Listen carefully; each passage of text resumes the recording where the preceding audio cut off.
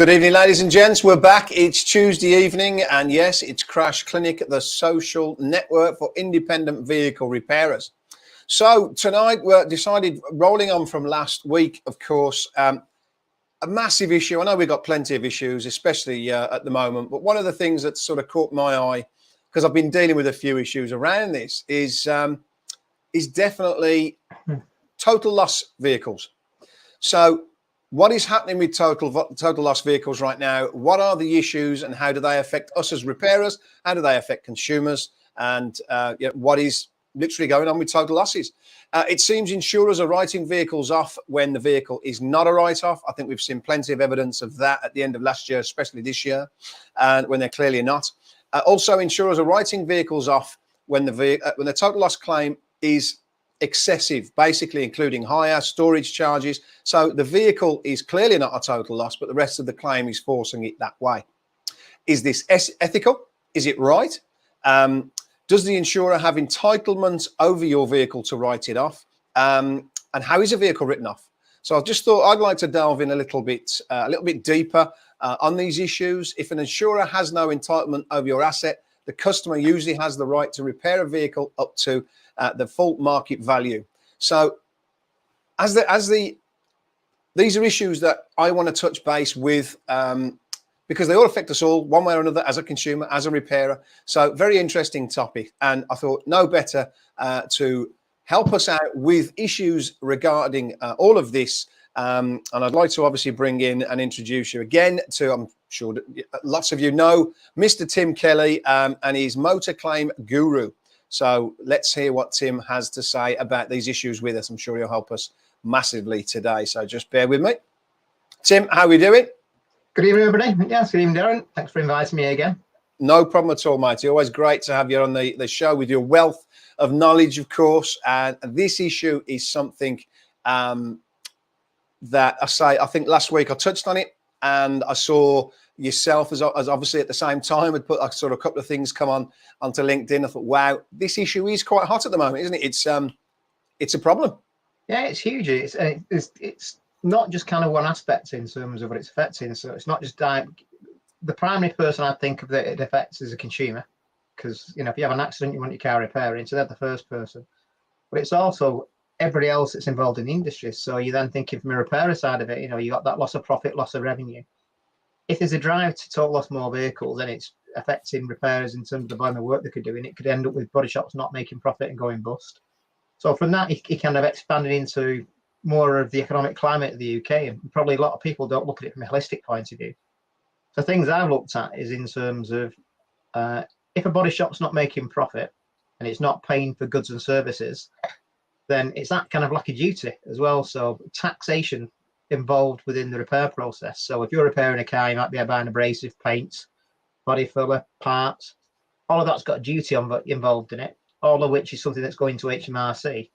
So potentially there's a massive loss of revenue there to HMRC. But what you've got developing on further from that then as well then is that you've got employees in the body shop who clearly need to be paid. So if they're being paid, they're getting national insurance contributions. So that's something further else that's going into the government's coffers. But then also those people having a wage, they're going to spend money in the environment, aren't they? It's a whole economic process, isn't it? So what I thought is we'll try and go through this in a kind of manner, because I thought first off, insurers, I tried to put it in some kind of understandable sort of process, really. That's how I've come across it, where insurers are taking possession. This is something I'm dealing with, probably 4 or 5 of these at the moment, where I've noticed, if I go back sort of 18 months ago, an insurer would take a vehicle, they would, agree a valuation, then come and take the car. But at the moment, I find insurers are taking possession of vehicles before they've agreed a value with the customer and before paying out anything that's been agreed. Is this ethically correct, or even is it theft? If someone hasn't agreed for an insurer to take that vehicle, how can they do so? Do they hold the customer at ransom once they've got the vehicle? Which seems to be a bit of a grey area for me. For me, it's, and I agree with what you're saying there. It's an issue I've encountered. If everybody's gone through my website where I explain what a total loss is, the first thing I advise anybody to do as a customer is to not allow the insurance company to gain control over their asset. Yeah. Because the asset is where the power is. And so certainly I wouldn't allow them to move the vehicle to storage or anything else. they certainly shouldn't be moving the vehicle without the consent of the owner, which again is something I've seen quite a lot. And I've even told some customers to report it as theft because you take a vehicle, without the consent of the owner, it's trucking. Well, it's happening a lot at the moment, and I couldn't help it because that's me how I am. I actually asked one of the insurers and said, why are you taking the vehicle before this has been agreed? And they came back with, they say it's because the customer will refuse to give them the salvage, which I totally disagree with, because most customers just want their car, if it's written off, they want the value. Well, again, this is the problem. If it's written off properly, as we would say in the old days, a car was a write-off. But they're saying now that people refusing to give the cars because there's not a lot of damage to them. I don't know. That's the way I see it. I think the primary driver on that side of it, from a consumer's point of view, is that they categorically don't want the vehicle sold lost in. And even more so in terms of the current economic climate, in the way used car prices have gone up. And it might be that people are holding onto the cars for longer. And if you're holding onto your car for longer, it might be that you've spent more money servicing and maintaining it, and you want to benefit from the money you've invested into it. So the last thing you want to do is let an insurance company take it away. Say it's a total loss when it might only be a constructive total loss. But it then means that you could potentially be in a situation that you don't have the funds to go out and replace it for something that's like for like. But also the vehicle that you're buying is an unknown. So I can see why a customer wouldn't want an insurance company to take it away from them. Yeah, it's mad. I mean, surely for me as well, another problem is because we all seem to know there's been a lot of this going on about where repairers are saying that car's not a total loss, but the insurer's total loss in it. The body shop's losing a repair, the customer's losing a vehicle. Now, if these vehicles aren't actually total losses, surely this is going to, well, I know we had a problem back in the 80s and 90s where a lot of vehicles were being stolen to order, stolen to repair vehicles, of course, to put them back on the road. Now, this becomes a cycle for the insurer, doesn't it? Because if they write a car off that then goes into a scrapyard or salvage agent, it comes back into somehow by being repaired, not by a proper garage. They go and get second-hand parts. Are they to order? If the car has been stolen to repair that vehicle, it's a vicious circle because the insurer is going to be paying out for that as well, isn't it? So surely some of this is going to bite them in their at some stage. I was involved in the actual creation of the salvage code when it was amended in 2017, and it was amended. It came out in 2008. It wasn't amended to 2014, and then it was changed slightly, and then it was improved in 2017. And part of the remit of the salvage code being out there is that the premise of it is to protect the public in the event of they don't want people having vehicles that haven't been repaired correctly. But also from an insurance company's point of view, if you believe a vehicle to be involved potentially, if you allowed it to be sold as salvage to then be involved in a theft chain, then it should be removed from that chain. And that's specifically what it actually says in the salvage code. But the naivety of insurance companies in doing what they do in selling salvage and not thinking that it doesn't contribute to further thefts of vehicles I can't get my head around it, because they'd have to be stupid not to realise it. But what you've also got as well is that in the last 2 years, and certainly again, this kind of goes into other areas, and it's more to do with the lack of new vehicles being sold.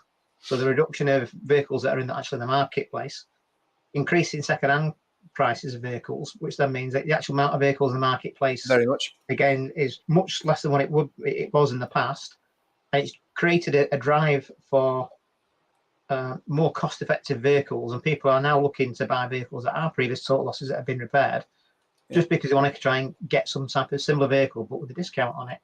But the issue then lies that what you might have seen a lot in social media or if you're on YouTube and things is that there's a lot of influencers out there now, and they're working with the likes of Copart or other salvage agents, and these salvage agents are promoting themselves more to consumers.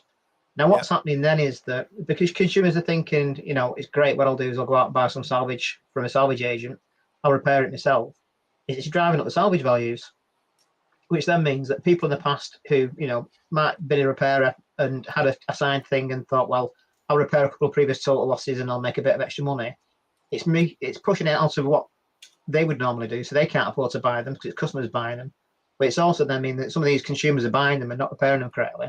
So there's a real risk to customers. More dangerous cars on the road. Yeah, more dangerous cars on the road. But then the other side of it is that if an insurance company, with their preferential contracts, rates, agreements, parts discounts, and all the rest of it, are advising you that a vehicle's a constructive total loss on the basis of cost.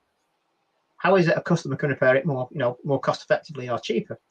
Well, the answer is they can't, can they? In short, unless they find parts from an alternative source.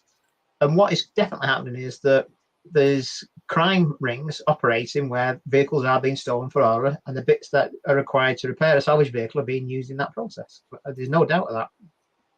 Yeah, well, I mean, there's another thing for me. Repairers, so as second-hand car values, like you just said, for me, have gone through the roof. And this is another problem I'm going to bring up again to do with total losses, because that's another problem that's being affected. But it's kind of, I would have thought if values have gone up, then more cars would be repairable. Yeah. But it seems to be the opposite way. It seems to be now more cars are actually being written off. And we've just had some guys come in, so I'm going to share this because this is fantastic. First off, Dean, how you doing? Hope you're well and safe. All good, matey, and we're back at it. Glad to have you joining the show, of course. And Kevin Shaw says, we've had it, and welcome, Kevin, again, by the way. Thanks for joining us. We've had it where we keep the estimate keen deliberately to stop it being total loss as the customers wants it repaired. And the engineer has loaded it to make it a total loss. Now, this is something that I've actually got written down in here because I've seen a lot of that as well, where people all over LinkedIn are saying, I can't believe it. We're going keen to repair it. And the engineers are going, where it's always been for years, the engineers trying to keep our estimates lower. Now they're increasing as much as they can to total loss it. What is going on?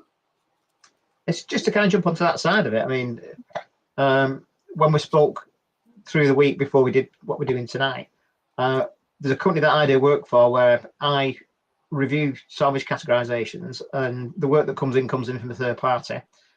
And these vehicles are all primary lease vehicles. And in doing so, what I do is I review the insurance company who's total lost it. I review their engineers' reports and estimates. And I've seen a massive increase. I wouldn't have ever thought I'd say this really, but I've seen a massive increase in insurance companies totally doing what we just said there in terms of overestimating, to the point of where, as I've gone, am I looking at a different vehicle because the engineers I've got, and also bearing in mind that if you're doing an engineer, if you're acting as an engineer, that information you're using could be used in a court. Say, for example, if it was a non-fault or something like that. So it needs to be done under civil procedure regulations of the protocols of that. So GCL has an expert witness to the court. So anything in that report should be factual. And yet I've seen vehicles that have been put down for repairs that aren't required. So I've looked at it and gone, what are you doing there? Because again, it's not just kind of bordering on illegality. It is illegal. You got people representing themselves as being qualified people, putting things down in reports where, if it did go to court, then they'd be found in contempt of court for doing it blind on their own. So there's stuff there that's a massive. I don't think insurance companies are quite grasping exactly what's going on. Or I don't, because liable they have for it. This is the whole idea of tonight. For me, I started to look at this and just thought the whole issue is so complex, really, and there's so many bits to it. Unethical problems, like you just said there, bordering on. It's just a lot of this is just totally wrong. Then we've got, is it environmentally right? Are we looking at trying to save cars by using green parts, lovely green parts? So we're doing that. The insurers have pushed this as a way to save vehicles. Yeah. So why are they writing more off? And I just don't get it, because then that's not helping the environment, surely. It's like, it's if you're trying to help in one and then undoing it in the other hand. I'm like, wow. Yeah. Well, if you think about, there's another thing I'll go into in a second in terms of that from OEM manufacturing parts side of it, because that's something where they need to be very conscious that it's affecting them, because they're not selling parts, it's affecting their bottom line. But certainly, irrespective as to whether it's a vehicle or anything else, I have the fundamental belief that if you can fix something, fix it. And we end up living in a consumeristic world where we buy something and then we use it, it breaks, we throw it in the bin. And that's not the way, from the childhood that I had, I was always taught to kind of fix and make do with what you can. And I think that in terms of the way we as a population need to alter our thinking, we need to start moving across away from this world of where we can just bin stuff and start looking down at the root of repairing it, because it is better for the environment because you're producing less. So if you can fix stuff rather than away and buy something else to replace it, I can't see how, why you'd want to total loss a vehicle. So certainly, and certainly with the push for for anything to do with being green, and I hate the way insurance companies have jumped on the green bandwagon because it is greenwashing. It's a new way of dressing it up, isn't it? It's a nice way to dress it. That's what it is. You've got somebody using second-hand parts in your car. You can't. Yeah, you can't. That's what it is. It's dressed up as a lovely green friendly part. No, it's a second-hand part. However you want to dress it up. It's well, I mean, again, we spoke to it in the past. So if an insurance company wants to use a second-hand part on a vehicle part of the repair process, there's only one person who should decide that, and it isn't the repairer, it isn't the insurance company, it's the customer. Consumer.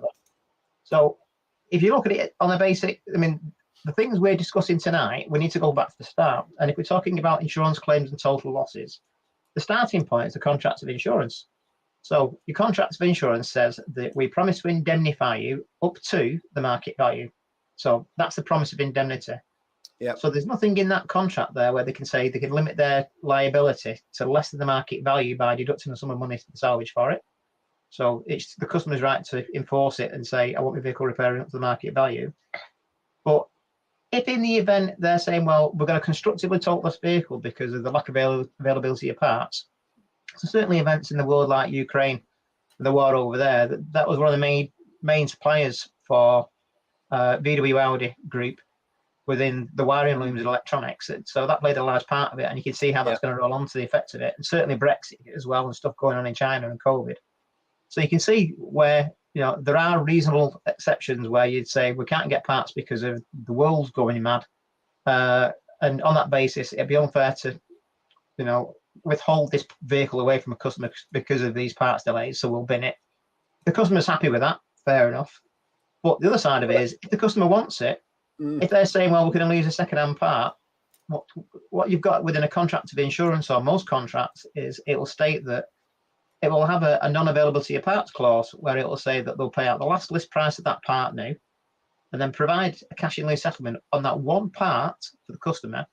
But there's no reason then why that customer couldn't buy a second-hand part because they then want the car repaired. Yeah. And then everybody's happy. So the insurance company's happy, the body shop's happy, and the customer's happy. But it's got to benefit the customer, hasn't it? Yeah. Surely. I mean, there's a lot of things changing as well. There's things we're not going to allude too much into tonight, but certainly from a FCA regulatory point of view, there's new regulations around the consumer duty, which come into place. They start coming into place in July of this year, and they'll come fully into force into next year and the year after. And the duties required on insurance companies are going to be a lot more rigid, and there's going to be a much greater need for transparency. I think we might have to start seeing the end of increased excesses and insurance companies trying to control what they charge as labour rates because of it. So there's a potential change there. But just could on be something, good. Yeah, it could be. Yeah, it's there's a lot more emphasis on insurance companies for transparency. They should be, shouldn't they? Yeah, and they should do it. But it's also about, if I purchase something and it has a contract that outlines what I'm entitled to, then I want that insurance company to do what they've agreed to. So having an insurance company saying, we promise to indemnify up to the market value, and then they don't, because they'll say, well, we'll obtain a sum of money for the salvage. It's like, hang on, it's not your car. It's not your salvage, it's mine. True, isn't it? Yes, they insure the car, but it's your asset. Yeah, it's your asset. So the things like I said, if you think like, well, say, work on a basis of a constructive total loss, in effect, what they're actually trying to do is say, well, we only insure you up to 70% of the market value, or 50%, or 40%.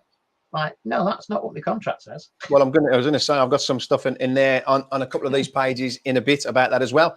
Is this contributing to the lack of used vehicles that are out there right now? We all know that apparently there's a shortage on vehicles. Is this happening in such a big way that, because it's happening all over the UK, of course, so is that affecting the shortage in cars? Yeah, I'd say it is. And I think when you start looking at it in terms of the way the repair industry is consolidated within repair networks, and then you look at the margins and contracts they're working on, unless they think they can make a profit repairing that car, it will mean that those repairers are more likely, certainly if they're working on average repair cost, so if they think that it'll cost them more to repair it than bin it, they'll push it down the total loss rate. And I think that when you start reducing the volume of vehicles in the marketplace, it then becomes a vicious circle, because the cars that are in the marketplace are now worth more. There's less of them. Yeah. Just pure supply and demand. Well, that's something I was going to touch on again, is the values at the moment. In a minute, I want to. Oh, they're crazy. Yeah. And again, that's changed from looking through COVID. Before COVID occurred, used car marketplace, it was a depreciating marketplace. And certainly when you look, I mean, when I acted as an engineer, I'll be referring to Glasses Guide, Cat Guide, and Kazana when I value vehicles. Yep. And they all use a depreciation model. Aside from Kazana, that's a bit different because it looks at marketplace. Yeah. But generally, Glasses and Kappa use a depreciation model. Yep. And what they do is they work off the basis of, they look at the amount of vehicles going through an auction.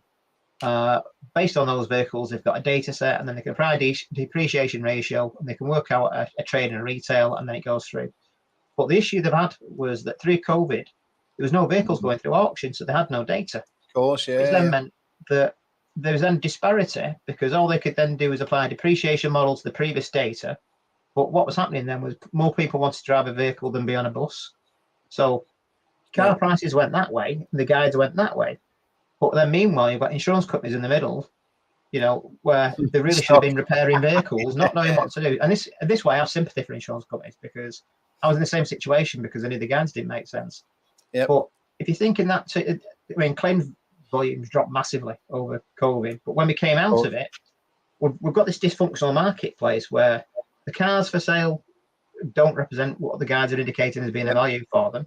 Glad you said that, because I know we're near, are they now? Yeah, no, but they should also have then been that, you know, insurance companies should have recognised that and thought, actually, if anything, we need to be pushing to repair more vehicles and total loss of them.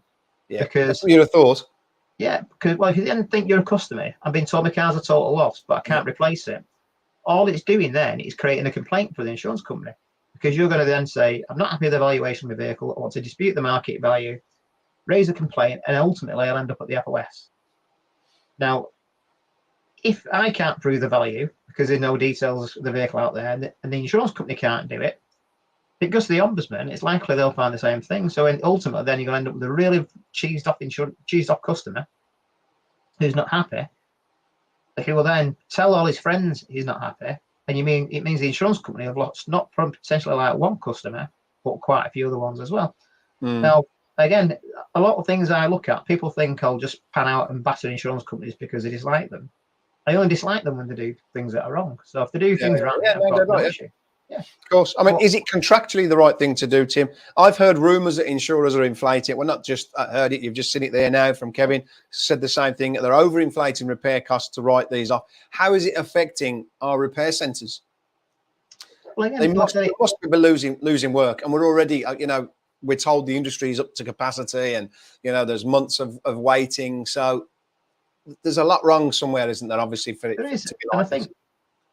I mean, there isn't really any insurance company in the UK that I don't speak to, and just because of what I do. And there's some that we agree to disagree, some that have great relationships, other ones that I don't have so much. And within that, all of them will recognise there are issues in the marketplace, and it's a dysfunctional marketplace, and that the amount of consolidation that's gone on isn't necessarily a good thing, because it restricts them in terms of options for capacity. So if you put all your eggs in one basket, so there's certain repair networks that 4 insurance companies all use the same network. Yep. So if you wonder why there's lack of capacity in the repair network, it's because they don't have the capacity in the first place to cope with 4 insurance companies. 1, yes, maybe. 2, potentially could do.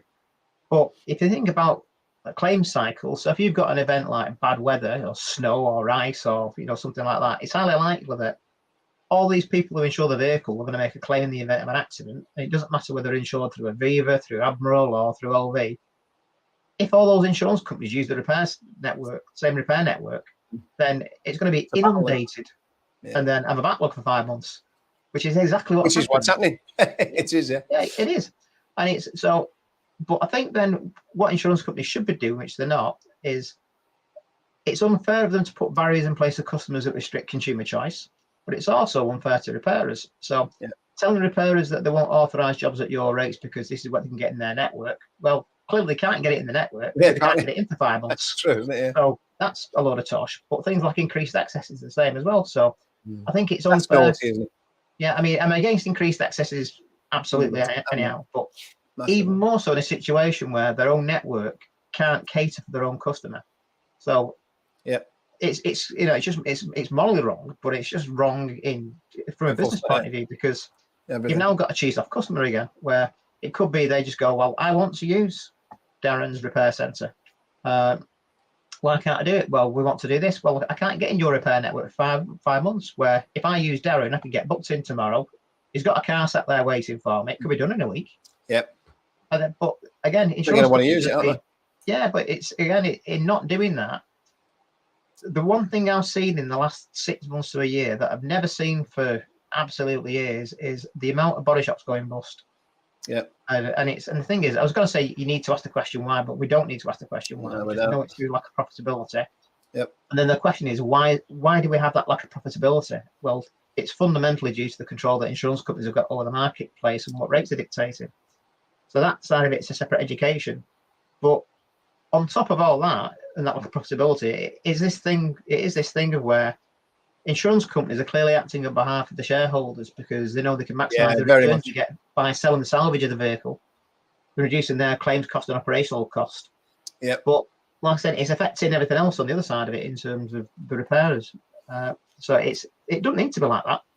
You know, it shouldn't be like that. Let's face it.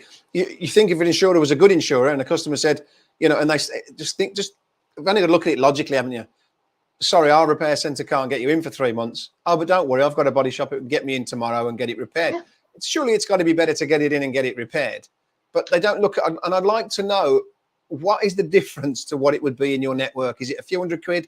You know, we're talking customers dealt with and gone. I don't know. It's mad. Yeah, but what you have to look at, that's actually the wrong question. You think logically it'd be the right question, but I'll prove to you it's not. So how many vehicles a year do you repair for Aviva, for example, or for Admiral, or for LV? So is it a handful? Is it 10? Is it 20? Is it 50? Because I can guarantee, in terms of the volume of work you will do for one insurance company, it'll be less than what an approved repairer will do in a week or a month. So what you charge actually is irrelevant, because the pure volume of work you do for that one insurance company will have nil or virtually nil effects in terms of their overall claims cost. Now, if you think about every independent repairer in the UK, well, if insurance companies think about it from a holistic point of view and just think logically and go like, right, okay, well, what volume of work do we have going through our network? Well, it's X, 80%, let's say. So what effect will it have on that 20% of other vehicles not going through our network? Well, it's actually not an awful lot, because out of that 20%, a lot of them will be total losses. So you might be down to 15%. Sure.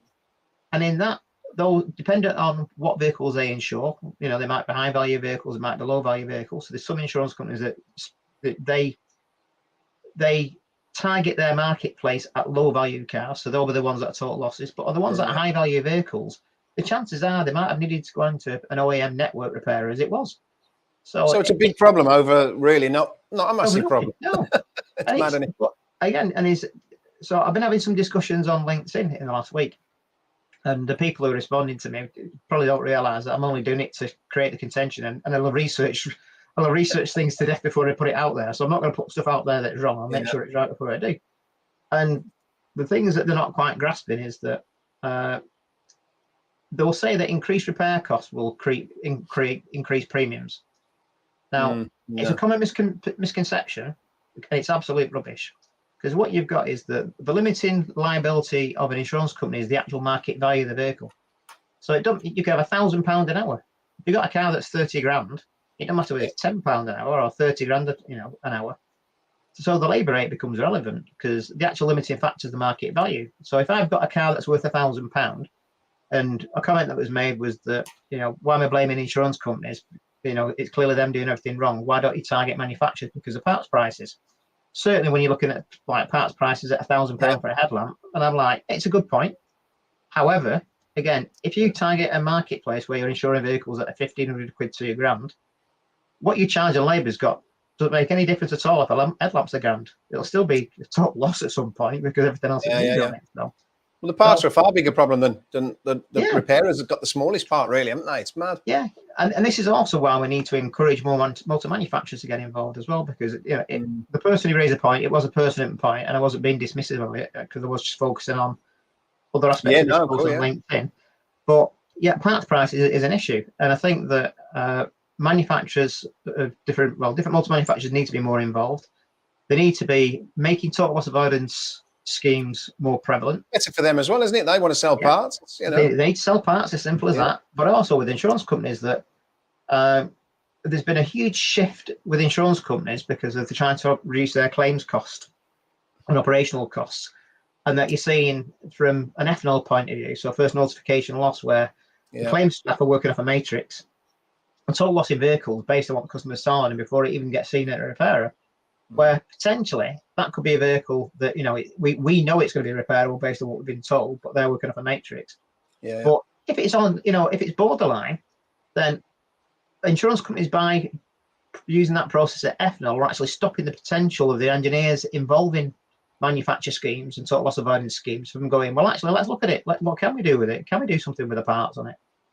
You know, could be a way, couldn't it? Could help us. It could. Yeah, it could be. But again, the thing that, again, I think where insurance companies are very naive on. But they've got to stop writing them off first. Yeah. Well, from an insurance company's point of view, and again, I'll keep piping on in terms of, I know people like to bash me because they think I bash insurance companies, but I do think they're utterly stupid. And the way insurance companies, yeah, insurance companies, not the people criticising them. Just make that clear. I do think that they are, and the reason being is that when you target a marketplace to make them insure with you, so an example that I use is Direct Line, because I've gone through the figures and know what they spent on it. So as part of their advertising campaign, it ended up costing them £80 per person for every person they managed to actually insure. Wow.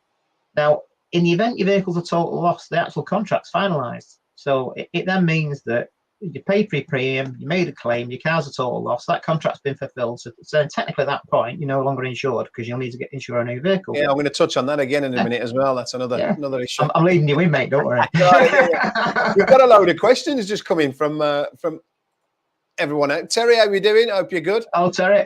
Here we go. It's all bonkers. My sister was hit in the rear last week, 2017 Golf Auto. I said, bring it to me. Her insurer rang her whilst en route and said, we're dropping you a courtesy car and Copart will be taking your car to Ramsgate. Yeah. Something very strange happening. Wow, that they didn't even look at it. That's just mental. So this is also, whereas, tell me what is and what isn't a conflict of interest. So tell me that Copart providing engineering services to insurance companies isn't a conflict of interest when they're assessing the vehicle, to get the vehicle, and selling the salvage. Wow. How can that not be a conflict of interest? This is what we're saying. Well, this is what we're saying. The whole thing is bonkers. Tez has just sort of nailed it there by saying it's bonkers. This is what we've been saying all week while we're doing this. Dean, again, thanks for. I think they are trying to get as many fossil fuel vehicles off the road and get the public into electric. May sound stupid, however, it could be the government pushing insurance down this road. Never thought of that. Could be. I like the thought of it, though, Dean. Well done. Yeah, it's a good thought, but I don't think it's the case. No, but it's a good. I like it. It's because the other side of it is that if you push, they're forcing us down that route without us knowing. Yeah, but think about it logically, though. So, what costs more to repair an insurance vehicle? An electric vehicle or a vehicle? Yeah, electric vehicles cost more. So yeah, I'm with you there. Insurance companies do not want you in an electric car. I'll tell you now. Absolutely not. I know so then think about it this way then. Who repairs the electric vehicle? So it won't go into a network repairer. It won't into what they've got at the moment. It'll have to go into an OEM one. Yep. You got to think about the equipment required, the training needed, the staff needed, the investment needed, the actual risk of working on them. So yeah, I'll tell you, they don't want. It's going to get worse. It's going to get. Vehicles. It's going to go higher for them. Sean Harris, again, thanks for coming in. Is there a bigger picture? Are they asked to do this to boost new car sales? Well, aren't we struggling with new cars at the moment, though? Good thoughts again, though. Parts. Same thing. Yeah, they just, I mean, it manufacturers aren't manufacturing cars, so even though I'd like to say yes, it's definitely not that. Yeah, because they can't. Yeah, definitely genuine parts over a pattern part. Yeah, I agree with that 100%, Sean. Yeah, I'm against green parts, as in you pay your insurance. And it's the old scenario, isn't it? You can't, people say this, and I think one of the insurers has tried to bring this up in a court case. They said, and this is on a non-fault claim, that if you were repairing the car yourself, they said to the customer, would you put a second-hand part on it, or a green part on it?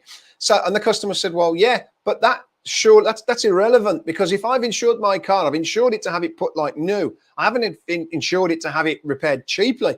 But if I've just damaged my car and I'm going to pay, then yes, I might accept that I'm going to put a second-hand part in it, but I'm accepting then as well that my car might be worth less, might be, you know, I might have a guarantee with the part, but I'm paying insurance for a reason, aren't I? So they were trying to use this in court, which I thought was really bad, because most people are going to say, yes, I'd be happy to use it if I was paying.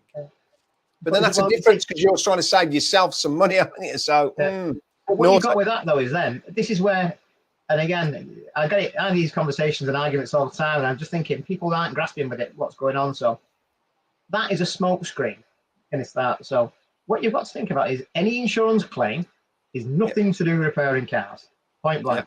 So whether it's a fault claim, non-fault claim, doesn't matter. So take it down to its basic principles of what's an insurance contract, and then also look at it in terms of civil claims and liability of tort law. So an easy way of explaining it is in tort law. So if somebody's damaged your vehicle, then your entitlement isn't necessarily in terms of getting the vehicle repaired. You're entitled to obtain the cost of the repair, and the compensation being provided is financial in a pecuniary manner. So what you then do is you need to quantify the loss. The way you quantify the loss is by having it inspected by an independent engineer. You'll then evidence what's required to reinstate your vehicle. The actual legal head of claim is called diminution in loss. So people will think about a case law called Peyton v. Brooks with diminution in loss, but the actual whole header of claim is this. So it's the depreciated value of your vehicle, and the depreciated value is what the market value was less the cost of repair. So it's nothing to do repairing cars. So anybody who thinks like, well, why would you use a second-hand part if you're doing it yourself? It's actually irrelevant, because you're claiming compensation. But this is insurance trying to get around them, for them having to pay for a new part, which again, for me, is terrible. Matthew Cooper, nice to have you on, buddy. Then the insurance company approach repairers to become a tier B repairer, but then the rates are so poor. Why would anyone agree to it? That's the problem, isn't it? Then why would you agree to it? It's like, at the end of the day, you've got to make profit, and it's like, again, it's this. Insurance companies need to get actually involved and understand that it's not even really about working partnerships. It's that everybody needs to make profit, because if they don't make profit, they're not in a business, in the bust. But what you're getting now is that there's, and I hate to use this term, but there is a perfect storm coming, and it is due to the consolidation of different repairers all getting together. The actual repair networks, well, the amount of repairers out there are shrinking, but at some point there's going to be a tipping point where there's going to be a point where repairers will dictate costs to insurance companies, and I don't think it's far off. And I think a lot of it's to do with the amount of technology in vehicles and what you need to be required in terms of equipment, tooling, staffing, everything else to do it. And I think insurance companies are shooting themselves in the foot by going down the route they are, because what they should be doing, if they were savvy, there is some I have conversations with who are savvy and they are doing this, but they should be going to repairers like yourself and going, right, we've got a network. They're there for 80% of what we're doing. However, in working with people like yourself, it gives us additional capacity, but also it gives us resource to other things that we don't have access to in our repair network, i.e., are you an EV specialist? So, or are you a VW or an Audi OEM repairer that's got the capacity to repair electric vehicles? Are you an aluminium repair specialist? So it might be that you've got certain vehicles in the network that are high end, or it could even be that you're the liable insurance company from a third party claim. So your client's hit another party and you want to do some type of third party intervention. Well, it'd benefit if they've got a company like yours, or other specialists that can do things where in their network they can't, which helps them reduce their cost. So they need to be working with all these smaller independent repairers or other ones that are specialists. Well, it's something I've said for years, isn't it? I've had a body shop for 35 years. I've never had any insurer approach us and say, we'd like to use you because we've heard you're a good body shop. You don't get that. It's never happened. And like you say, I have had somebody ask us to be a B tier before, and the rates were that bad, we just laughed it off. But that's why, and it's wrong. But that's a good idea. If they've got a network doing 80% taking care of possibly 80% of their cost, if you like, then there's always going to insurances. They're never going to cope with everything, are they? So they may as well just accept that we've got 20% that might cost us a little bit more, but at least they're there for the overspill, because it's customers that they neglect all the time, isn't it? They always forget their customers. Well, I mean, you might have seen a post I put up about 3 weeks ago, and I actually put out there that if there's anybody's, if they're repairing kind of high net worth individuals' cars, or it might be that it could be Ferraris, Lamborghinis, or anything higher end, where they potentially might want to work with insurance companies where we come to some type of gentleman's agreement that might be able to facilitate it. And I've been speaking with it in the last month and a half. I've spoke with 4 different insurance companies. I won't name them because it wouldn't be fair to them. All 4 of them have said, and not even in principle, it was like, yes, we will do this. Yeah. So it was impressive. And what it was that one of them said to me, we might not necessarily be able to agree what they want. However, it just removes the friction within the communication. So if we all know where we are and what we can and what we can't do, then it just means that, and also if you're an engineer working at an insurance company, it makes your life easier because you know where you are before. You don't have to negotiate. Well, will that friction ever disappear? I had an anonymous phone call last week, which was quite out of the blue, but it was quite fascinating, to be honest. So this was an engineer, an ex-engineer who had taken redundancy and disappeared. So nobody will work out who it is because there's millions of them. But anyway, he called me up and said, please don't, I'm not going to give you my name. But he told me that, interestingly, they had a target to hit, because I said that's a bonus scheme, and he said no, it's not. I wouldn't call it that. They said we had to hit a target, and the target produced the bonus scheme, so it sort of got them away from this bonus. But either way you look at it, it worked the same. So their target was to pay out 80% or around that of the true value of a vehicle, and if they didn't do that on their stats, they got in trouble. Now he actually said to me, he said, I got out of the industry because I'd had enough. The arguments and the friction between him and repair centers, etc., was just terrible, because he's and customers, consumers, because he's there constantly having to argue with people because he's trying to give them 20% less value than they're actually worth. But he confirmed that that's what they're out to do.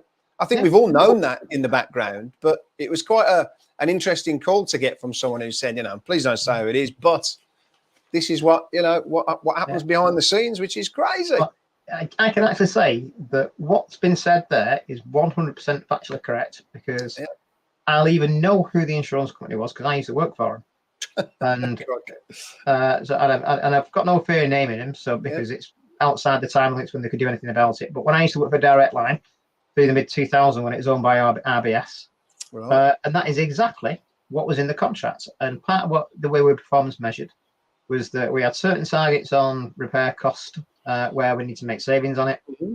But certainly in terms of market value, we were tasked with valuing vehicles at 8% of the market value. Now, before RBS fully owned Direct Line was actually a pretty good company, and they didn't have that. And it only came in when RBS got involved with it.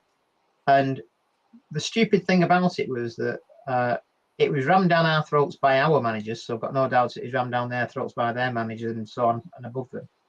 And it created loads and loads of complaints. So it then meant that loads of complaints at the Financial Ombudsman Service. The Ombudsman went mad at us to say, why have we had this sudden spike in complaints? Clearly there's something wrong in your processes.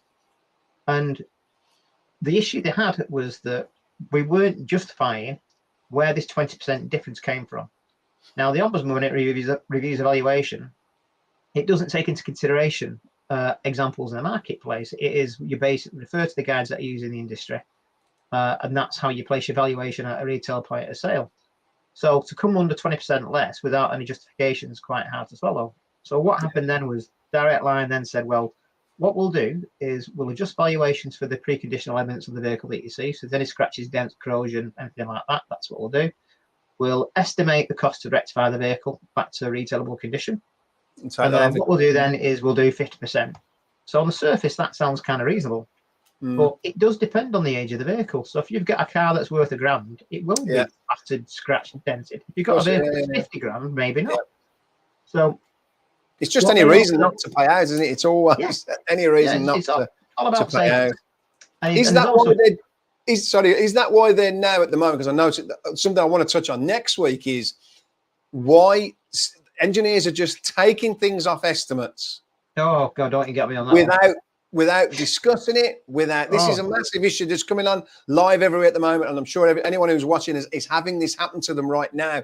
And it seems to be a new thing where we're not even going to tell you, we're just taking them off. Is this because that's the reduction they've got to achieve? Because if it is, it's wrong. Well, it's not only wrong, potentially it could be a criminal act.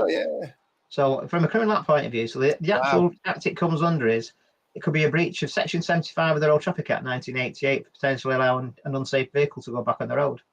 So an example would give you is that if an engineer removes a geometry check of a vehicle, now you might go, well, it's not been hit on the wheel. Well, if that vehicle's got ADAS on it, and it could be, there's so many different areas within that in terms of that affect whether it might have a wing mirror knocked off, it needs an ADAS recalibration. Well, to do that, you need to do a wheel geometry on it first of all. You need to make sure all the static heights are out in the suspension. So there's things there that are required as part of ADAS. And then you've also got within, I'm trying to think of what the actual agreement was as well, but there's actually an agreement with all insurance companies in terms of through Thatcham, what they've all consented to when a vehicle's got ADAS on it. So there's things there where I know engineers are knocking things off estimates they shouldn't do. Yeah, one of the ones on LinkedIn was a tyre that was hit. So it was obvious the wheel or the area had been hit, but because there was no physical damage, it was just a tyre hit. So I'm like, wow, these things for safety, like you say, surely have to be checked. And that's another issue that I think I want to sort of try and touch on next week maybe. But yeah, it's just mental. I mean, I had a situation with very similar to that where I had a vehicle that was a Mini, and the insurance company, it took them a year to sort it out. So this vehicle went through their repair network. The customer didn't want it to go through their repair network. So again, I'm very tempted to say who the repairer was, who the insurance company was, and let them have it because it was atrocious. Wow. Not only because of the poor repairs carried out, but also because of the real risk to the person driving the vehicle. So part of the OEM repair standards on Minis is that if you've got a vehicle that's been hit on the suspension, any type of vibration, noise, feel of abrasion in the steering from lock to lock, it needs a rack. Simple as that. There's no ifs, ands, or buts. And the reason being for it is that the racks are made out of magnesium in the crack. This particular vehicle, 3 times, and it went for geometries and all the rest of it, and they refused to change the rack on it just because it was an engineer knocking it off. They said, well, it don't need a rack, it's fine, the geometry's fine. And it's like, that isn't the position. But it's in the methods, isn't it? Yeah, exactly. Wow. And it got repaired at a BMW repairer. So I was involved all the way through it, getting it through. And the rack was broken. And they were making this lady drive. So she worked in Sellafield, so she lived in the Lake District. And she's having to do a 50, 60 mile drive. It's like 120 mile round trip every day, and she was doing it in the car with a broken rack. So you've got engineers doing this, not realizing that they're liable for doing it personally. So if something happened to her in that car, they get done for manslaughter. Simple as that. Breaching the Road Traffic Act, criminal act. You can't believe they're doing it, to be fair, can you? Surely the engineer knows as well how important that part is, but I know it's another crazy issue, isn't it? When I say engineers taking things off assessments, first of all, they shouldn't be doing it to your assessment because it's your assessment, not their assessment, even if they send it across you, because the person so the easiest way to think about it is in the event. So what does the law say? If you ever get stuck, just go back to the law, because the law is pretty much infallible. It tells you exactly what you're entitled to and where you lie. So where does the customer relationship lie when there's a complaint with a customer and a defective repair? It's not with the insurance company. It's with the repairer who repaired the vehicle. Yeah, that's true, isn't it? They've got a right to reject goods and services under the 2015 Consumer Rights Act. So in the event the vehicle's not repaired correctly, and where they've lost faith in that original repairer, they can have it repaired wherever they want. So if you've got an insurance company chipping your labour rates down, you need to be fighting for them, because you need to make sure that you do the job correctly. Because if you don't, it could go somewhere else and cost you twice as much. But when you've got engineers adjusting that and taking things off it, there's 2 different ways of looking at it as well. So one of it is affecting you as a repairer because you're liable for it. And there's a massive case that happened in America with State Farm Insurance and a Honda Jazz, where because this vehicle wasn't repaired correctly using the OEM repair statement, the vehicle had it needed a roof skin replacing, and they bonded it on rather than welded it. And as a result, it involved a subsequent accident. The car deformed differently, and the people got the car exploded, caught fire, they got burned, and the case was 35 million quid. Oof. The first people they went after was a repairer, because they should have known how to repair that car correctly. Wow. So engineers changing things and assessments, Don't do crazy, it isn't it? because you're liable for it. But the thing that gets me is it's like you've just said, that all the onus is onto the repairer. So when they've got these approvals, what's the point in the repairer doing the estimate if they're going to play with it? Why don't they just say, oh, you're an approved repairer, so we're going to send you an estimate. We're going to just send you what to do. Right. So you just dropped on a nice little point there. So what's the point of BS 10125? If you're sticking to it and they're taking it off. Yeah, well, yeah, Crazy. but here's the stupidity of it. So all that's ever happened is that insurance companies have shifted all of their liability in terms of cost, engineering. So you as a body shop now, if you do an audit assessment, you're doing their engineering for them. Yep. If you're speaking to a customer, you're doing the customer service for them. Yep. You're repairing the vehicle and doing the repair methodology. You're taking away the liability of what they need to know that vehicle's being repaired safely. If you're a BS 10125 repairer, then you've gone through a stringent process to make sure you've got policies and processes in place so that you're in a good business. You took all that liability away from the insurance company. Why then should an insurance company still not trust you? After you've gone through all that cost, that expense, that training, you trained all your staff. It's like, no.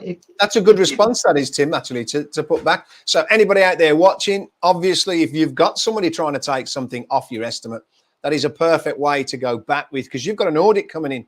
So where does that lie? If you do take it off because the insurer took it off, do you fail your BSI? Yeah, you could do. Yeah, but it's good, also, interesting one, Tim. Well done. It's that lack of faith, though. You know, if you're being pushed down this route where you want to put some type of quality standard in place, and a quality standard might not be the best thing for your business, but it will improve your business. Of course it will. And that might sound counterintuitive, but i.e., it might not make you profit, but it will make you run it more efficiently. Yeah. So it should make profit, but it might not do, because it depends on what you get paid. Yeah. But if you're doing that to satisfy a need to get work for an insurance company, then that's being done to give the insurance company confidence and faith in you as a business. So then to take things off your estimate without telling you, it's outrageous, isn't it? But yeah, it's happening a lot. I'm really interested. Any repairers out there, I'm more interested as well now, because a lot of people are saying it's happening a lot. I really would like to know what things are disappearing, what things are being taken off. Very interesting to find out in the next few weeks, if we could. I think what you need to look at with that as well is that, I mean, I have done it in the past with one body shop where I managed it for a few weeks for them because he was on holiday. But you enjoyed that? Insurance, eh? But you enjoyed that? Yeah, he made a ton of profit. I'd love for any insurance company to try and remove anything from an estimate I create. And I wouldn't actually call it an estimate. It's a blueprint of repair. And I guarantee you they wouldn't remove a single line off it, because I would absolutely rip them one if they did. And the reason being is that if something's required as part of the process to repair a vehicle, it needs that for the insurance company to fulfill their contract to pay for all of it.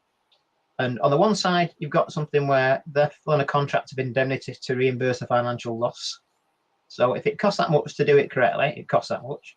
Yep. But the other side of it is that if you've got an OEM repair statement telling you you need this to do it, then an insurance company has no right in any way to remove it, because they're technically not reinstating you back to the position you were in because something's missing off the repair process. Outrageous. Kevin Shaw, how are we doing again, matey? What about marker study? Oh, now, what about marker study? Marker study seems to be doing quite a lot of naughty little things, don't they? That charge the client. Now, this is something I wanted to talk about next week, because I think this is outrageous for anything over the rate if they want to use another repair. This is something to me, Kevin, that needs challenging in court. That's one for next week, that. I'm going to say I'd love to do it, but it's definitely a great topic, Kevin, that we're going to bring up very soon. I will never repair another marker study vehicle again. Shocking. So they're getting themselves a bad reputation, aren't they? Oh, horrendous. But what you've got is that you've got two different things. So the first thing is in terms of what's a contract. There's a principle in law called estapel. So if you don't know what it is, go on Google, search for it. So the principle of estapel is that you can't put something into a contract that doesn't make it binding or lawful. Right. So, for example, you can't have an unlawful contract is a good example. So you can't have, say, for example, like, you know, somebody pays for me to kill you and then I breach my contract. It's like, well, you can't have that because it's an unlawful contract. Anyway, So you can't put something into a contract like a contract. So I'm safe then. Yeah, you're safe now, mate. Yeah. So you can't put something into a contract of insurance where you're saying, I promise to indemnify the insured up to the market value, and then do something where you try to limit your liability. Well, I'm only going to promise to indemnify you up to the market value, but only if you're going my repairer, or only if it costs 25 quid an hour, or only because it's like, no, that isn't the way it works. It's nothing to do with repairing a car. It's Yeah. a contract where you're indemnifying a financial loss. So, and the basic premise of insurance law goes back to the 1906 Marine Act. So, to give people a quick education on the Marine Act and wondering why the market study side of it comes into it, insurance comes from the Marine Act, and it's basically that when you had a vessel that was traveling from, for example, from the UK to America, the person who owned that vessel would need to insure it, but you'd also need to insure the things that are on it. So imagine then you've got a farmer with 20 sheep, and then you've got another farmer with 10 ton of oats, and then you've got somebody who's got a load of gold, and then somebody comes in and going like, I've got loads of cloth. So each person's got something they're transporting on it. Yeah. The person who owns the vessel needs to insure it because he's acting as a bailee over their property. Yeah. And in the event that that vehicle gets, that ship sinks or it gets damaged or, something happens to the goods whilst it's being transported, he needs to insure them. Then if you insure it all, if you needed to make a claim, you wouldn't then go, well, I'll give him 40 sheep and I'll give him 20 tons of oats, would you? Or 5, I'll give him 2 tons of gold back. Yeah. You'd have to pay them in financial money, pecuniary. So it's all about a pecuniary loss, nothing else. So when you got insurance companies saying we'll only pay X amount, it's like, no, that's not what the contract is. You're breaching your contract. So you can't put something in the contract that stops the contract from being fulfilled. And that's what the principal loss policy is. If only we could let our customers know this. That would be great. It's the client that always loses out. Massively. 100%. And I've got on the go at the moment, Kevin. I've got 2 repairers that are both, well, actually, I might rip an insurance company another one as well. So market study are bad. So if there's anybody from watching this from Marshmallow, hello, you are a horrific company, and we need to sort you out because first of all, you need to have a phone number which we can ring, which is nice. The phone number that we've got for you on the FCA register doesn't work because it puts you away. Yep. Your compliance director left in September. No, December, sorry. So you need a compliance director because you're breaking the FCA regulations because you haven't got one at the moment. And you've got a consumer who wants their vehicle repaired at their choice of repairer, and you cannot dictate rates to someone else that isn't in the contract. It's unfair. It's an unfair term and condition in the consumer contract if it is in your contract. So, yeah, I hope to see you in court. Want to use it's an unfair term. I like it. So increased excesses. So people think if it's in a contract, it's lawful. It's not. It depends on what it says. Yep. So you've got unfair terms and conditions in Consumer Contract Regulations 1999, and that's now part of the 2015 Consumer Rights Act. And what it basically says is that where there's a contract that's pre-drafted, insurance contracts are, where there's no opportunity to negotiate the terms and conditions of that contract, you've not. And where that contractual term causes financial detriment to the customer and a benefit to the party, then that term and condition should be redacted from the contract whilst the rest of the contract remains in place. So just because you've got something in a contract doesn't mean it's lawful. So again, and these things need to be challenged in court. So insurance companies that are doing it, we need to take them to court. Yeah, I'm happy to do it. Yeah, I mean, I've done an article. It's actually in this month's Body Shop magazine as well. So any repairer that's watching this, please read the article, but also if you go onto the NBRA's website, so the National Body Shop Repair Association, doesn't matter whether you're a member or not, if you find anything in any way where there's an insurance company that's stopping you from having the right to repair a vehicle, that you're losing profit, they're trying to put increased excesses on the policy, trying to restrict in terms of what they'll pay you as a labour rate, please contact the NBRA and with the customer's consent, inform us what the insurance company is, provide the claim number, and then what will happen is the NBRA will send me all that information and I'm going to report every single insurance company on every single policy where they've done something where they're breaking the regulations. And in that way, it's the only way we can change the industry to help repairers keep those repairs. Like it. Sounds very good. Brilliant. That's the kind of things we need to be doing. Ian Summers, how we doing, matey? That's not quite correct about the higher cost of repairing an EV, as I've done some work on that. Brilliant. That's something I'd like to hear about. I would have thought everyone's saying it costs more because the cost of the parts are more, the batteries are more. So I'm going to presume it would be more, but let's obviously guilty until proven. Main front end parts on Audi e-tron against same as an AQ for nearly £800 cheaper.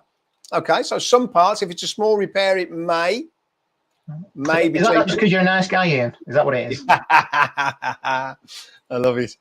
LinkedIn user, but what if Thatcham is saying something different as the OEM? Tim, not sure what part that meant, what we were talking about. Yeah, so when we're talking about the actual repair methodology, looking at a vehicle, so who do you trust to repair a vehicle correctly? The person who manufactured it or Thatcham? So Thatcham are funded by the insurance industry.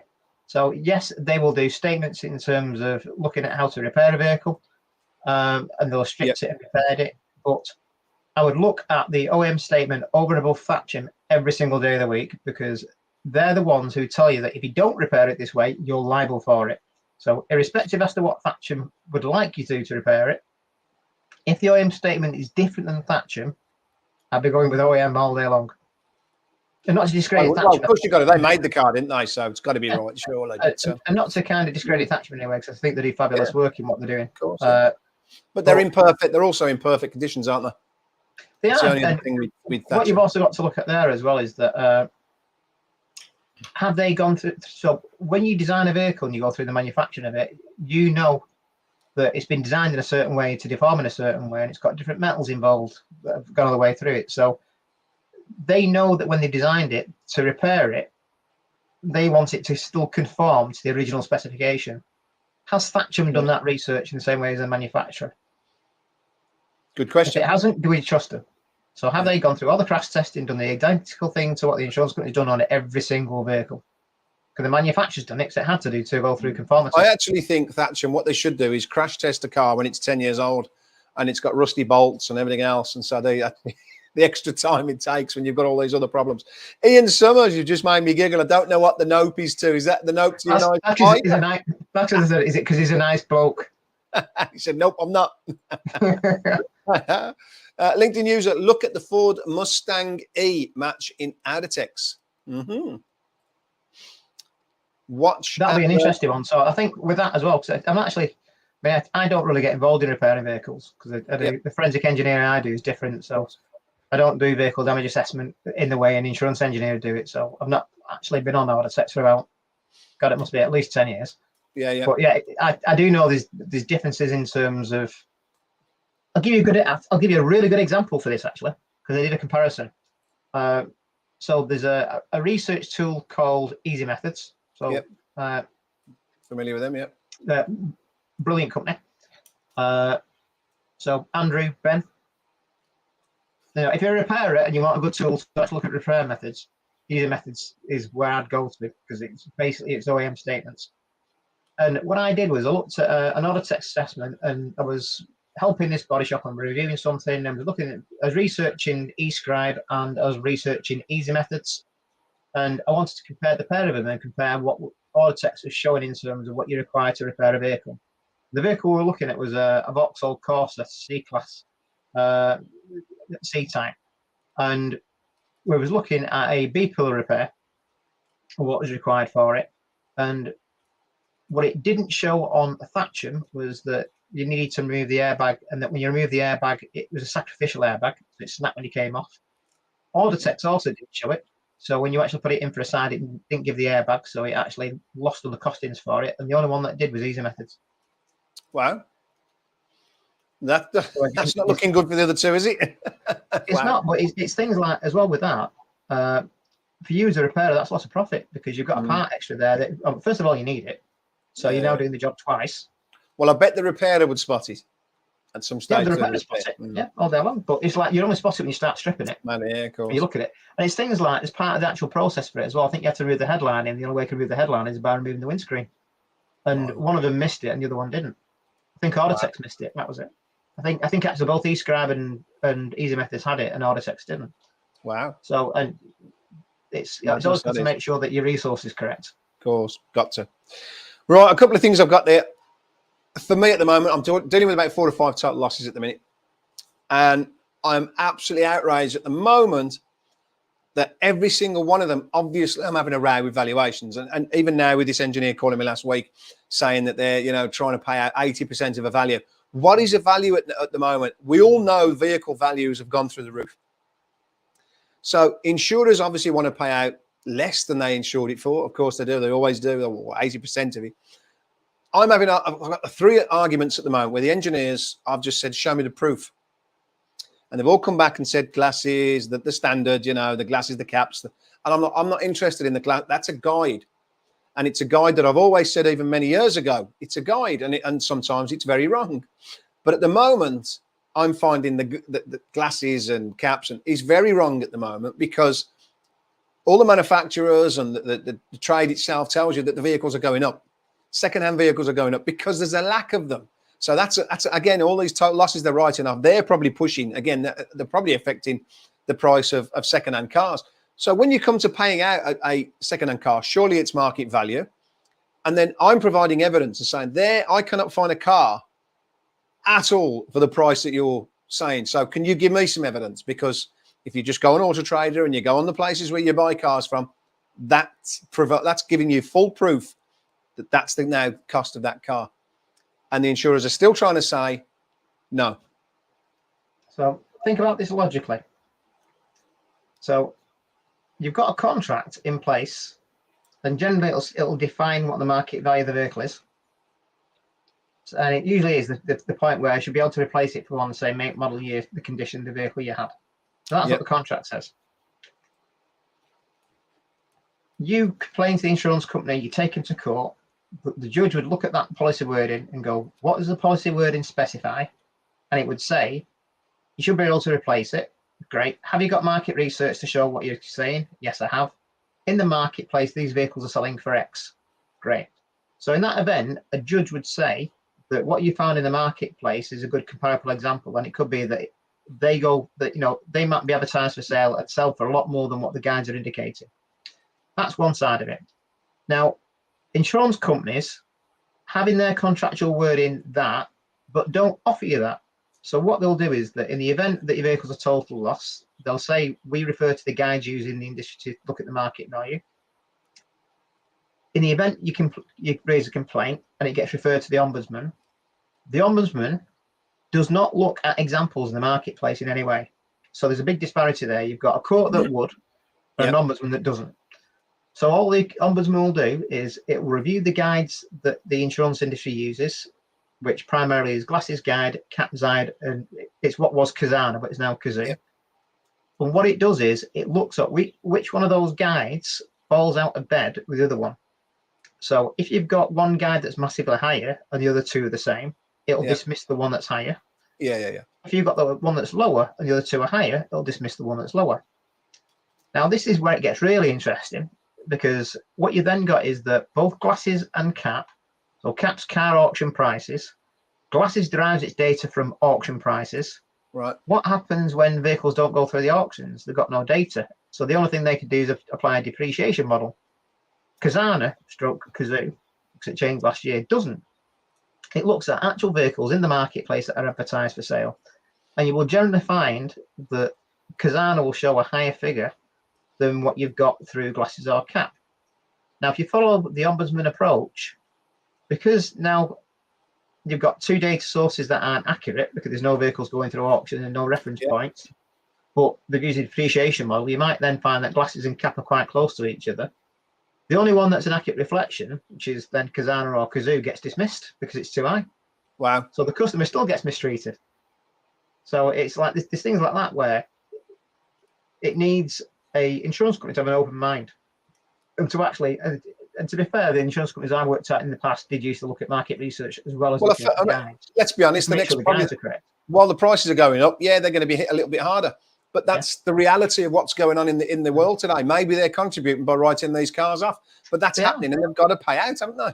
Yeah. But what I would say is there's also there's a point here we're missing as well, and this happened all the way through COVID, and a lot of it was to do with the lack of new vehicles coming in the marketplace and lack of availability, so you couldn't get a brand new car.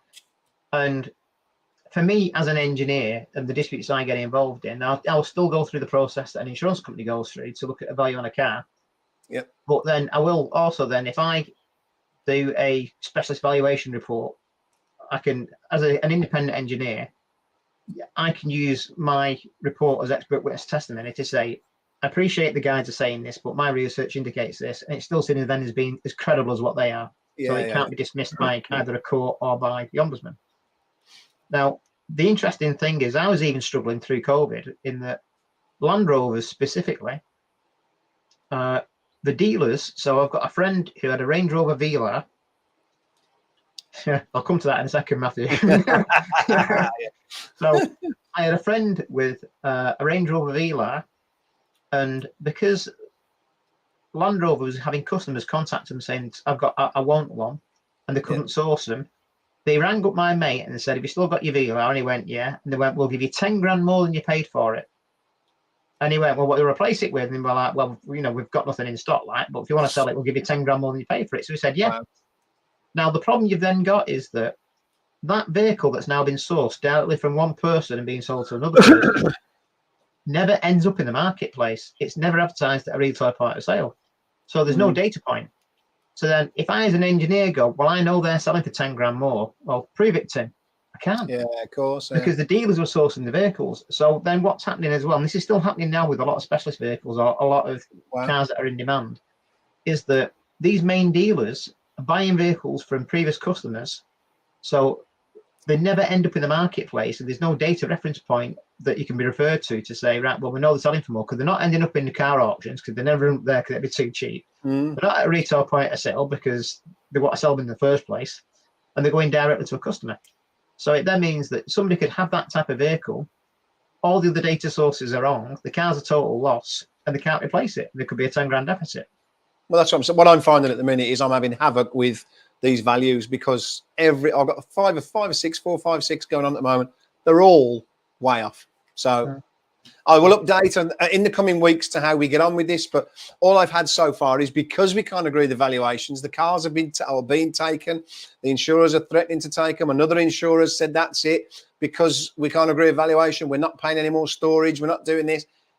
I'm like, wow. So it's going to be interesting to see what happens with these. I'll probably run and buy it again when we get the answers to them, because they're interesting. They're interesting. Just to jump on Matthew's question there. So who holds the FCA to account? Yes, Matthew.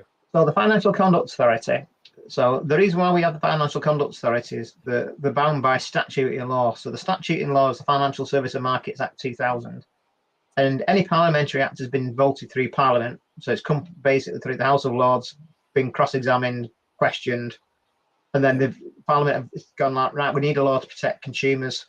So that then creates the Financial Service and Markets Act. Then you need a regulator, which is the FCA, and then you also need an arbiter, which is the Ombudsman. So the FCA are held accountable by Parliament. It's as simple as that. Oh, wow. So the way we question that is through an all-party parliamentary group. There's no way we can do it. But what you've also then got is that in the way they operate, there needs to be it needs to be a means of protecting the public. And what you have within that is that you've got the Competition and Markets Authority, who would then also hold the FCA to account. I hope that helps, Matt. Interesting, but I don't think we'd ever get to Parliament. Right. Well, I've got something in the cards with an APPG, hopefully. So, no, I'm on it. Brilliant. By law, you have to be able to buy. It's a great question, by the way, there, Matthew. Thanks for that. By law, you have to be able to buy a same car back over here in the Netherlands for the money the insurers pay a total loss. There is the Aruba arrest, which tells you that the ID there is not the same car. They have to pay more. So I'm not sure whether they have to pay more for that, is what you're saying, but it sounds like it. But yeah, wow. Maybe we should. Aruba arrest. What's an Aruba arrest? I've not heard that one before. No, Aruba arrest. You're going to Google that, aren't you? I am. I'm doing it where I am. Fantastic. Ian Summers, going back to the total TLA schemes, we use TPS one, and it works brilliant. So the dealer, the TPS scheme is working well for us and getting lots of support and extra parts discount. That is saving lots of cars. Brilliant, Tim. I'm all for that. And I think that, well, if the insurers are for that, what we're saying here, I think, tonight is that a lot of insurers don't seem to be. So that's great news, Ian, because a lot of insurers seem to be increasing their repair estimates, like Kevin said earlier on, on purpose to write vehicles off, which seems to be madness.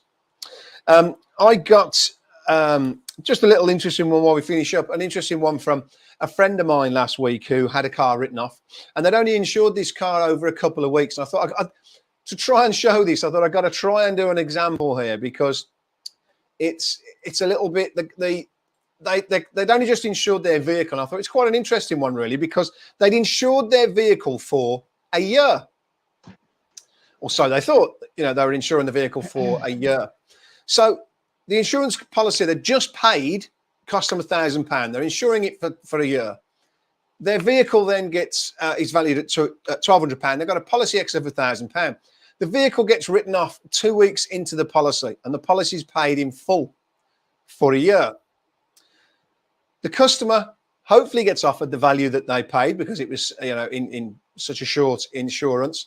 But now they've got less the excess. So it was a £12,000 car. They've got less the excess of £1,000, but they've just paid the insurance of £1,000. So really, this is, if you add the insurance onto it, 13,000. Is that policy now void? The customer just lose, or does the customer just lose another £1,000 as now they have to insure another vehicle for £1,000?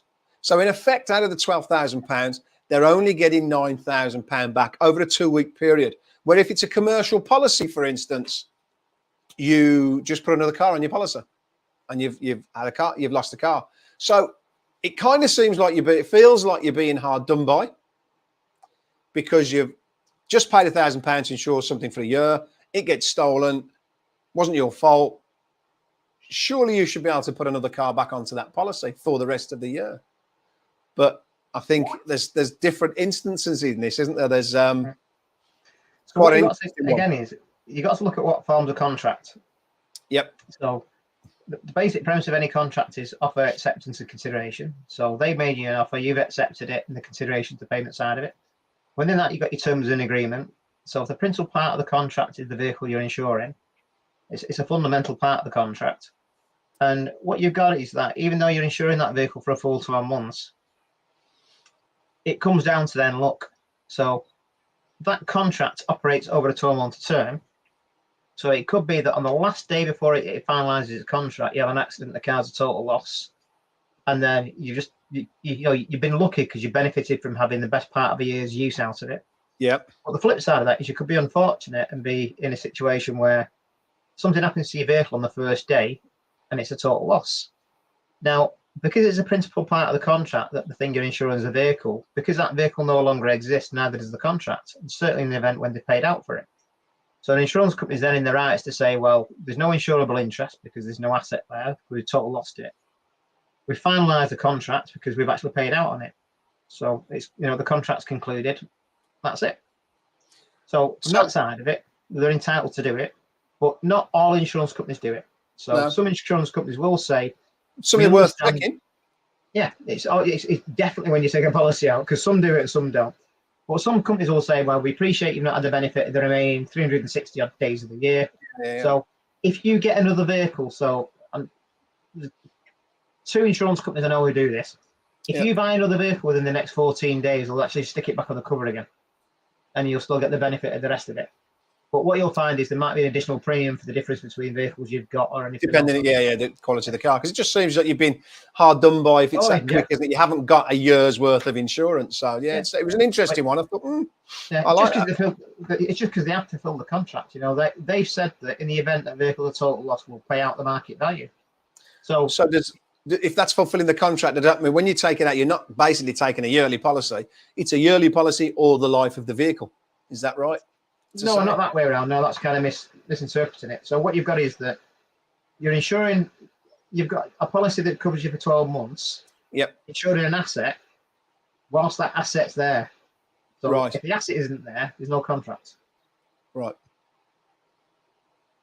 So and then for the life of the vehicle. And and the other side of it is, so if, for example, the vehicle's repairable, then you would have the remaining 12 months, you'd have the remaining element of that policy to cover it, because you've still got the vehicle. So it's because paid out. So they've paid out in full and final settlement of that contract in the event they're paying out for the actual total loss of it, and that's why. Right. Doesn't matter if you're 10 months in, but if you're 2 weeks in, it's going to be fair. Just look at the door. I mean, you might get the full benefit of the whole policy. It might be that you don't. So cool. You'd be unfortunate to happen. In the first day or two, something happening, you're insuring it. But in the event that you did, and they pay out, they've done what they've agreed to. Rare. Well, that's it. Yeah, it was a good question then, and it's nice to know they've looked after it properly. Tim, as usual, absolutely awesome to bring you onto the show. You've added loads of value for everybody, to me, myself as well. It's always great to hear from yourself, who knows lots about the law and stuff, which is fantastic, of course. So yeah, I'd like to have you back on again soon enough. Cover some other, some other. We need to get more people involved, more people for the industry. Definitely. We need to get more people together talking and coming in and getting involved in cracking it and getting involved in the network. It's we proving all need to be speaking with each other.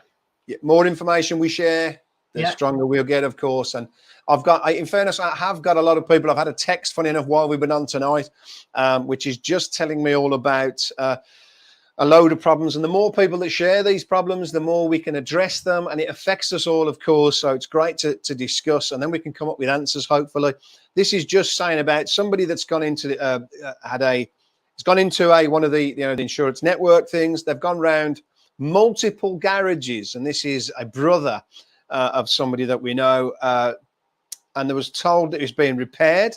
It wasn't being repaired. It was a third-party claim. They've kicked out the third-party claim. Apparently, this car, the guy hasn't got a clue what's going on with his car, and it's gone around multiple garages. He's been left without a courtesy car, and this is just telling you. I'm not going to tell you how it ends because it said this industry is basically in a mess. But I won't say the words he's used, but it's like, and it's this poor customer's having to do all the legwork and doesn't even know where his van is. I had a customer identical to that. And there was 4 separate entities involved in the claim process. Wow. And they were absolutely, completely, utterly bewildered. And so I said, right, explain to me what's going on. He contacted the insurer. And then the insurer outsourced it to one claims management company. They then brought in Enterprise. Yep. Then Exilis got involved in it. Then another company got involved in it, which is a legal company.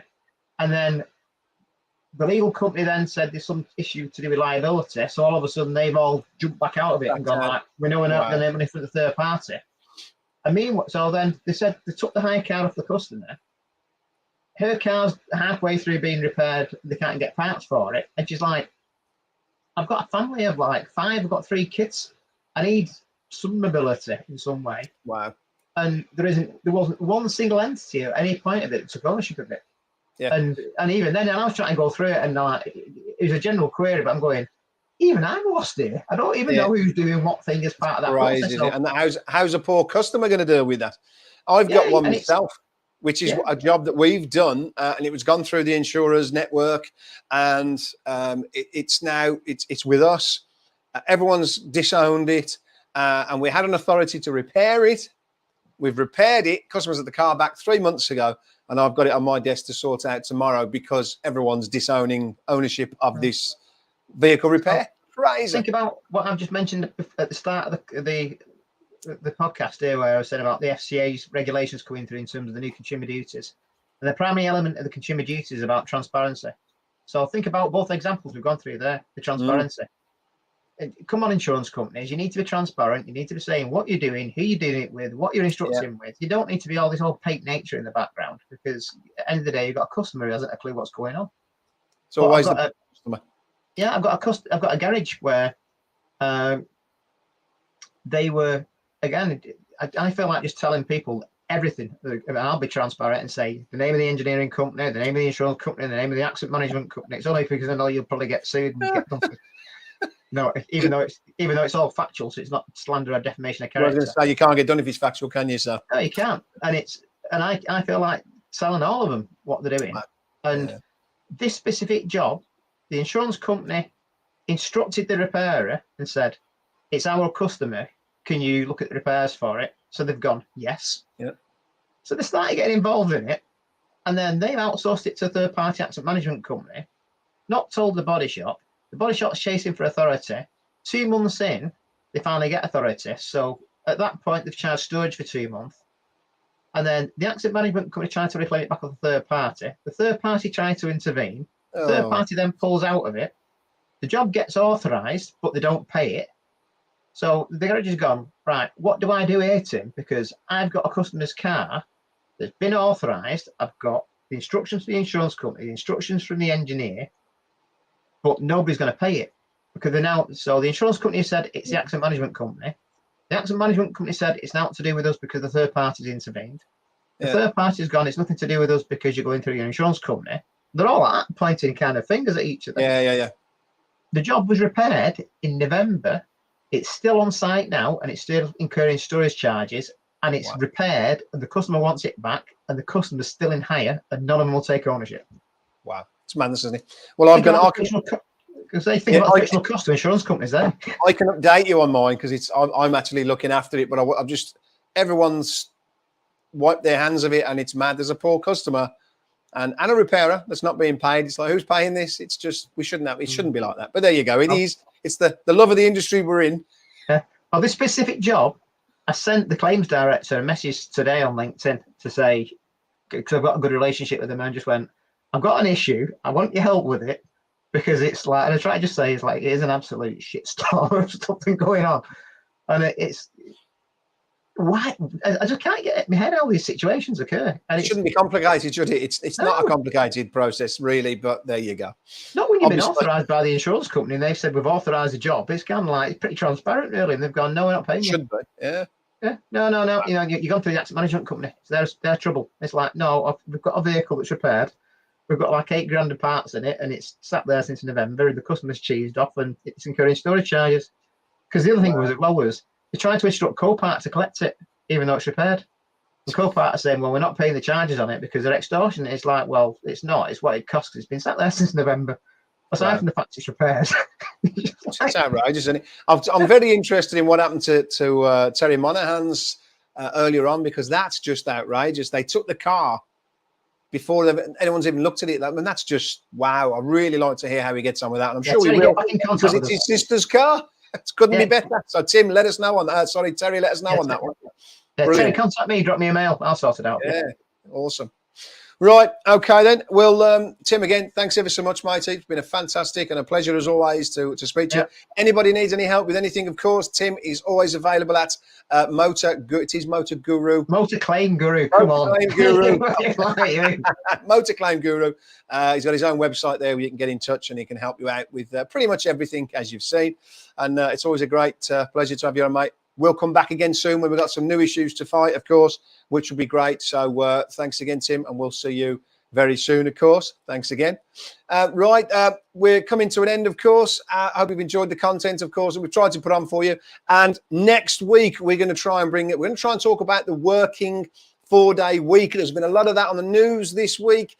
For the repair industry, could it work? Will it work? I do know one person who's already doing it. So, and has been running that for the last 12 months. Interesting. Obviously, for us, if someone's had an accident, we need to be there. Are we in an industry where we can share the jobs from Monday to Friday or Saturday? Don't know, but it's going to be an interesting one as well to find out there. Can we do a 4-day working week? Because they think they're going to try and bring it in. That'll be interesting. And obviously now we've got some other issues that have just been mentioned. Somebody's just sent me a message about the mess of claims management companies. And we've also got these.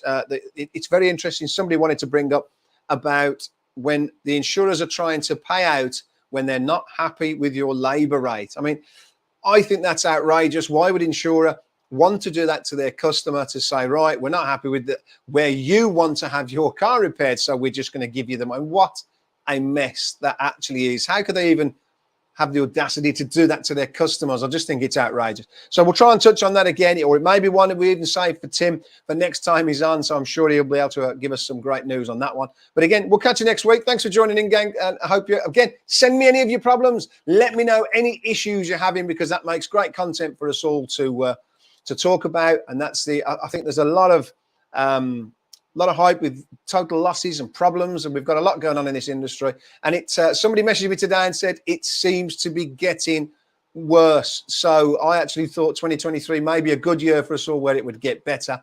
Maybe I'm a little bit disillusioned, but there you go. 35 years I've been praying for it to get better, and I will not stop, and I'll do everything we can to try and make it better. So we'll see you again next week, guys and girls. Have a lovely week. Hopefully you'll make lots of money, and don't forget to give us some content so we can bring you more interesting news. Thanks a lot. Take care, and we'll see you next week.